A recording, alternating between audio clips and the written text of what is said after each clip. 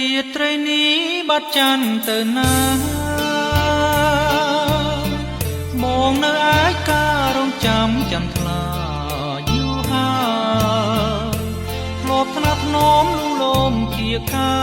យខោដួងច័ន្ទអើយទីនេះហើយនឹងមកជួបគ្នា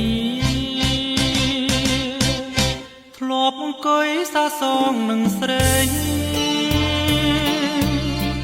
ស្ដាប់ខ្យល់រាត្រីមាត់ស្ទឹងអនុ